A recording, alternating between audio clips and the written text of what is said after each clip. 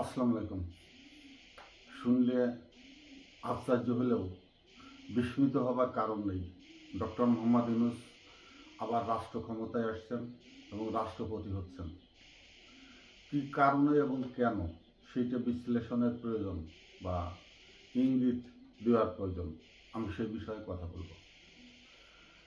আপনারা এর মধ্যে লক্ষ্য করেছেন 2 মাস গত হয়ে গেছে, আমাদের মাননীয় প্রধানমন্ত্রী জনাব তারেক রহমান এতটা শৌর্য, বীর্যে, পৌরুষত্বে, রাজনৈতিক একজন অত্যন্ত ক্ষমতাশালী প্রধানমন্ত্রী হবার যোগ্যতা তার ভিতরে কতটুকু অনুপস্থিত বিভিন্ন কারণে তিনি তার কার্যকলাপের মধ্য দিয়েই বোঝানোর চেষ্টা করেছেন, যদি কেউ বুঝে থাকেন।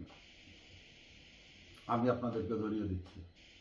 তিনি যখন সংসদ ভবনে ঢোকেন, একেবারে সংসদের আসনে তিনি যখন চারিদিকে তাকান, সেই তাকানোর ভিতরে কয়েকটি জিনিস ওনাকে কিভাবে দুর্বল করে রাখে। প্রথমত একাডেমিক শিক্ষাগততা, শিক্ষাযোগ্যতা।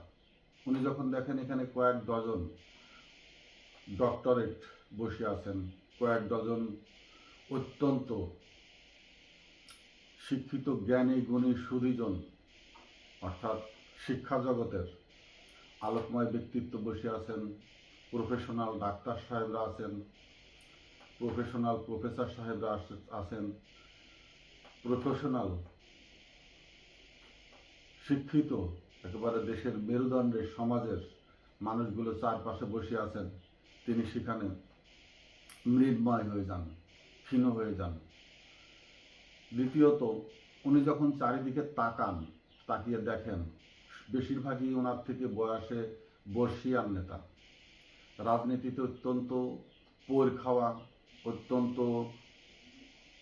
সংগ্রামী, জেল খাটা, অত্যাচারিত, নিপীড়িত। উনিও সবচেয়ে বেশি অত্যাচারিত হয়েছেন এবং ওনাকে দেশ থেকে বের করে দেওয়া হয়েছিল। কিন্তু দেশ থেকে বের হয়ে গিয়ে প্রেক্ষাপট তৈরির পরে ফিরে আসা আর মাঠে দাঁড়িয়ে তর্জন গর্জন, সেই বুলেটের সামনে দাঁড়িয়ে থাকা বিপ্লবীদের সাথে, বিপ্লবীদের মতো, বিপ্লবীদের ছায়া শক্তি হয়ে নিজেকে সময়ের সাথে সাথে সাক্ষী হয়ে থাকা এক জিনিস নয়। তো যখনই সেই বয়োজ্যেষ্ঠ নেতারা কথা বলেন রাজনৈতিক পরিস্থিতি নিয়ে, সব কিছু নিয়ে, তখন উনি নিজেকে ছোটই মনে করেন। আমি যেটা, আমার চোখে যেটা আসছে, বয়সে ছোট মনে করেন। তৃতীয়ত, উনি সংসদে বসে যখন চারিদিকে তাকান, তখন আমার কাছে কেন জানি মনে হয় সব থেকে আর্থিকভাবে উনিই দুর্বল। আর চারপাশে যারা বসে আছে million billion dollar, crore crore টাকার মালিক, মিল, ইন্ডাস্ট্রিজ, গ্রুপ অফ কোম্পানির মালিক, ফ্যাক্টরি, নিজেকে প্রতিষ্ঠিত মানুষ হিসাবে যারা এমন একটি স্ট্যান্ডে দাঁড় করিয়েছেন, সেই জায়গাটায় জনাব তারেক রহমান আর্থিক সচ্ছলতার দিক থেকেও অনেকের কাছ থেকেই নিষ্প্রভ, অনেক থেকেই আর্থিকভাবে তিনি দৈন্যতার ভিতরে আছেন। যদিও দলে অনেক টাকা আছে, কিন্তু দলীয় টাকা আমার বিশ্বাস তারেক রহমান হাত দিবেন না। না খেয়ে থাকলেও না, দরকার হয় আবার দেশ ছেড়ে যাবেন, কিন্তু দলীয় ফান্ডের টাকায় তিনি হাত দিবেন না। চতুর্থত, এটা হলো 3টা কারণ। চতুর্থত, আমার মনে হয় তিনি আর্থিকভাবে বা নার্ভের শক্তিটা যেখান থেকে উদিত হয় সেই জায়গাটাতেও দুর্বল। কারণ তিনি যখন ওই সংসদীয় নেতা বা প্রধানমন্ত্রী হিসাবে ওই চেয়ারটাতে বসেন, তার ভিতরে একটি জিনিস কাজ করে, সেটা হলো বর্তমান সরকার এককভাবে শুধুমাত্র বিএনপির ভোটে নির্বাচিত হয়ে ওই সরকার গঠন হয়নি, বা সেই নির্বাচন, নানা দলীয় লোকের নির্বাচনের ভোটে উনি প্রধানমন্ত্রী নন। উনি যাদের প্রধানমন্ত্রী তাদের কোনো প্রতিনিধিত্বই সরকারে নেই। অর্থাৎ আমি আওয়ামী লীগের কথা বলছি, তাদের ভোটে তার সংসদ সদস্যরা বিজয়ী, তার আসনে হয়তো তিনি ভোট পেয়েছেন, কিন্তু তার দলের নয়, দলের বাইরের বড় একটি অংশের ভোট বিএনপিতে পড়েছে। এবার এটা প্রমাণিত, এটা নিশ্চুপে আর থাকার প্রয়োজন নেই, এটা সবাই জেনে গেছে ভিতরে। এই কয়েকটি কারণে তিনি অত্যন্ত ভিতর থেকে ভেঙে চুরে দুমড়ে মুচড়ে পড়ছে, যার জন্য তিনি সেইভাবে প্রধানমন্ত্রীত্বের দায়িত্বটা পালন করতে হয়তো নিজের ভিতরে নিজেই অক্ষম হয়ে আছেন। তার ভিতরে অনেক কিছু অনুপস্থিত পরিলক্ষিত হচ্ছে। এখন তিনি পারবেন, তার স্পৃহা আছে, মন মানসিকতা আছে এবং প্রধানমন্ত্রিত্ব চালানোর মতো দক্ষতাও আছেন তার ভিতরে। কিন্তু তার এই মুহূর্তে প্রয়োজন ছিল তার মাথার উপরে তার মা, কারণ তিনি সংসদে বসে শুধু তারকে দেওয়ার মতো একটি পরিচয়, অর্থাৎ সে যে প্রধানমন্ত্রী, আমি বলেছি বাংলাদেশ জাতীয়তাবাদী দলের একক ভোটের তিনি প্রধানমন্ত্রী নন, সেখানে সেই অবস্থায় তিনি প্রধানমন্ত্রীও নন, কিন্তু একটি পরিচয় তাকে পরিচিত করে রাখে, মানুষের আদরের, ভালোবাসার, শ্রদ্ধার জায়গাটা, সেটা হলো শহীদ রাষ্ট্রপতি জিয়াউর রহমানের জ্যেষ্ঠ পুত্র ম্যাডাম খালেদা জিয়ার আদরের, অত্যন্ত আদরের, স্নেহের ধন জনাব তারেক রহমান। এই জায়গাটুকু নিয়েই তার অবস্থান। এখন কথা হলো, যেহেতু তার মা নেই, কোনো জায়গায় সে সমঝোতায় না আসুক, একটি জায়গায় তারেক রহমান সমঝোতায় আসবেন, এই যে বাংলাদেশে যিনি রাষ্ট্রপতি হবেন, সেই রাষ্ট্রপতি এবং তার ভিতরে ক্ষমতার সমন্বয় ভাগাভাগি করে চলার বা রাষ্ট্র পরিচালনার এই ক্ষেত্রটি তিনি নিজেই তৈরি করে নেবেন। এবং সেই জায়গাটাতে যাদের নাম বলা হচ্ছে, খন্দকার মোশাররফ হোসেন, ডক্টর খন্দকার মোশাররফ হোসেন, এম.কে. আনোয়ার বলেন বা ফখরুল ইসলাম আলমগীর বলেন, এরা কেউই রাষ্ট্রপতির যোগ্য নয়। মানসিকভাবে, অভ্যন্তরীণভাবে এরা জনাব তারেক রহমানের থেকেও দুর্বল ব্যক্তিত্বের মানুষেরা, এরা রাষ্ট্রপতি হওয়ার যোগ্য নয়। হ্যাঁ, সেই সময়টাই যোগ্য ছিল যখন শেখ হাসিনার মতো ওই রকমের খ্যাপাটে প্রধানমন্ত্রী হলেন, এনাদের যে কেউ একজনকে রাষ্ট্রপতির জায়গা বসিয়ে রাখা হলো যে আপনি এই পদটিকে অলঙ্কৃত করুন, আর আমার দলের ছেলেরা যত খুন খারাপি করবে, রাহাজানি হত্যা করবে, খুন করে যাদের আইনের পথে আইন চলুক, তাদের মৃত্যুদণ্ড দেবে, আপনার শুধু কাজই হলো আমার ছেলেদের সেই মৃত্যুদণ্ডের রায়কে মৌকুব করে দিয়ে তাদেরকে খালাস দিয়ে দেবেন, আর কোনো কাজ নেই, আপনি বসে বসে প্রতি মাসে সম্মানী নেবেন, বিশেষ কোনো অনুষ্ঠানে নিয়ন্ত্রণ পাইলে যাবেন, না পারলে তাও না, আপনি ওখানে বসে থাকেন। কিন্তু তারেক রহমান প্রধানমন্ত্রী থাকা অবস্থায় এরকম একজন রাষ্ট্রপতি প্রয়োজন হবে না। তার পিছনে শক্ত দেওয়াল হইতে হবে, তার মাথার উপরে শক্ত বৃক্ষ হইতে হবে, তার পায়ের তলায় শক্ত মাটি হইতে হবে এবং তার সামনে উঁচু পাহাড় হয়ে দাঁড়াইতে হবে, তাকে ঘিরে শক্তিশালী একটি অবস্থানের একজন মানুষের প্রয়োজন।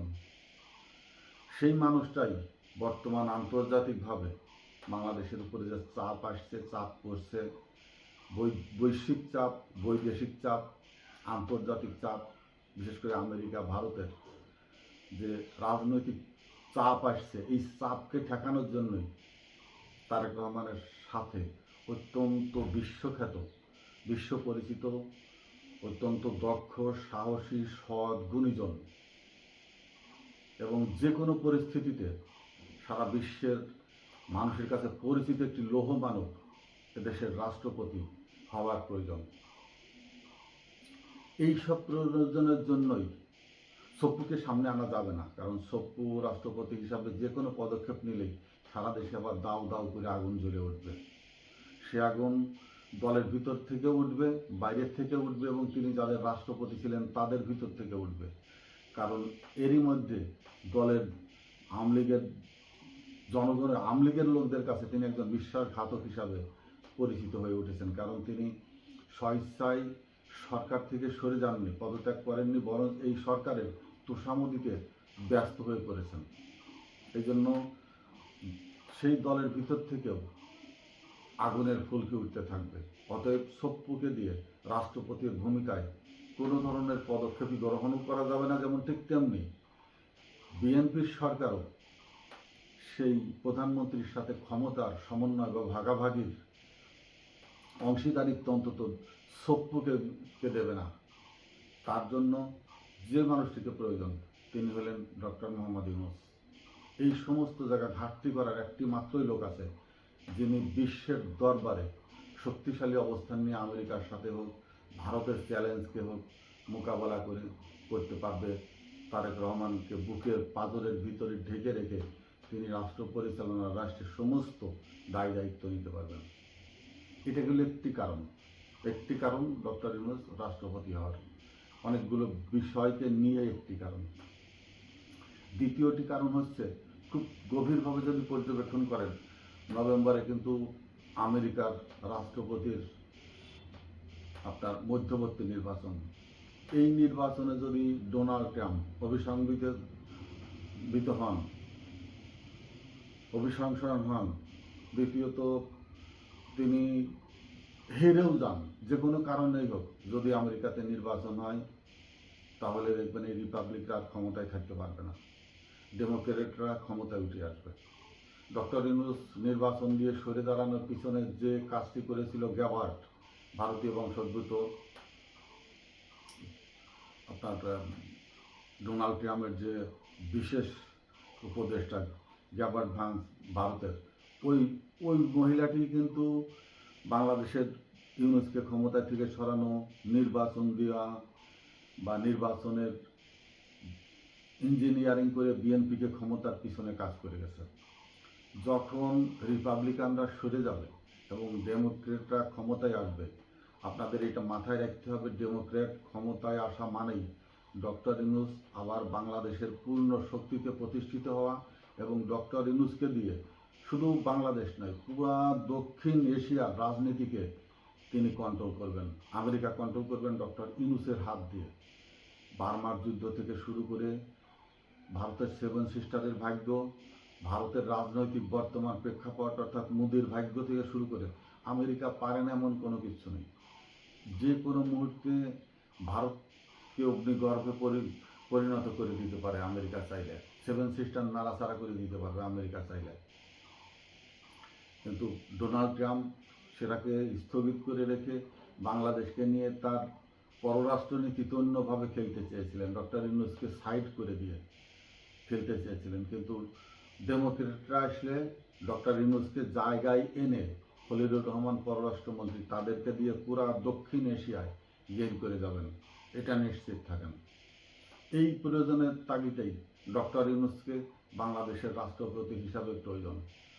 তিনি পারবেন বৈশ্বিক ধাক্কা যেমন সামলাবেন, তিনি পারবেন অভ্যন্তরীণ পুরা সমগ্র জাতিকে একটি প্ল্যাটফর্মে রেখে এগিয়ে যেতে। যদিও মুষ্টিমেয়, খুব বেশি না, কয়েকজন, গোলাম মওলা রনি একজন ডক্টর ইউনূসের পিছনে অত্যন্তভাবে লেগে আছেন। কি কারণেই হোক, ওরা হয়তো কোনো দিয়ে আঙুল দিয়েছে কিনা আমি জানি না, কিন্তু ডক্টর ইউনূসের ফাঁসি হবে, ডক্টর ইউনূসের বিচার হবে, উপদেষ্টাদের নিয়ে খুব তোড়জোড় করেন, হয়তো ভারতের অনুকম্পানিতে, ভারতের দৃষ্টিতে ভালো থাকবার জন্য। কারণ ডক্টর ইউনূসই একমাত্র ব্যক্তি যিনি 55-56 বছর পরে ভারতকে পুরাপুরি ইগনোর করার পথ দেখিয়ে গেছে, শিখিয়ে গেছে ইয়াং জেনারেশনদের যে কীভাবে রাষ্ট্রকে নিয়ে দাঁড়িয়ে থাকতে হয় রাজপথে।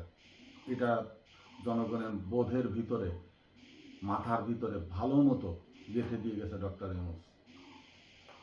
আর বাইরেও দু একজন কথা বলেন, কিন্তু সে কথা অত্যন্ত নগণ্য। 18 কোটি মানুষের ভিতরে দু একটা ছারপোকা, যোগ, জঘন্য কীট পতঙ্গ, এগুলো থাকবে। এগুলো রাষ্ট্রের সৌন্দর্য বাড়ায়, রাষ্ট্রকে বোঝায় যে সবাই এই রাষ্ট্রের আছে, না হলে শুধু সৎ মানুষ নিয়ে তো রাষ্ট্র চলবে না। চোর চোরটা বাটপাড়ার প্রয়োজনে মাঝে মাঝে প্রয়োজন হয়ে পড়ে। সব কিছু রাষ্ট্রের অলংকারের ভিতরেই রাখতে হয়, সৌন্দর্য বাড়াইরাও। তো যাক, যে কারণে বলছিলাম, আমি এই দুইটা কারণকে মেন করছি যে ডক্টর ইউনূস ক্ষমতায় না আসতে চাইলেও তাকে যেমন বারবার দেশের বাইরের মানুষজন বলছিল, স্যার আপনি দীর্ঘদিন থেকে যান, এদেশের মানুষের বড় একটি অংশ চাচ্ছিল ডক্টর ইউনূস থেকে যাক ক্ষমতায়। কিন্তু যে বললাম, গ্যাভার্ড ভারতের যে কলা কৌশল নির্বাচন করতে দিতে বাধ্য হয়েছে, এবং তাদের মতো একটি সরকার, তারা ভেবেছিল হয়তো এই সরকারও তাদের পুতুল সরকার হবে, আওয়ামী লীগের মতোই তাদের নির্দেশে কান ধরে উঠা বসা করবে, ঘাড় বাঁকা করে হুমড়ি খেয়ে পড়বে। কিন্তু বর্তমান সরকার, আমি লক্ষ্য করেছি, বিএনপির অধিকাংশ সংসদ সদস্যই কেন যেন মিনমিন করছে, পিন করছে, অর্থাৎ তাদের ভিতরের যে দুর্বলতাটা সেটা নিয়ে চুপচাপ, মন্ত্রিত্ব পেয়ে মন্ত্রী সাহেব চুপচাপ আছেন, এমপি হয়ে এমপি সাহেব চুপচাপ আছেন, কেউ কোনো কথায় ভিতরে যাচ্ছে না, কোনো জঞ্জালের ভিতরে জড়াতে চাচ্ছেন না, কাউকেই নিজেদেরকে এমনভাবে গা ঢাকা দিয়ে রেখেছেন যেন যত কিছু হয় সমস্ত কিছুই শুধু তারেক রহমানের উপর দিয়ে চলে যাবে। সালাউদ্দিন সাহেব যে কথাগুলো বলছে সে কথাগুলো এদেশের মানুষের সাথে যাচ্ছে না। যে প্রেক্ষাপটে সালাউদ্দিনরা ক্ষমতায় আসলো, মন্ত্রী হলো, সাধারণ মানুষের যে ভাব আবেগের জায়গাটা, সেই জায়গায় এরা থাকছে না।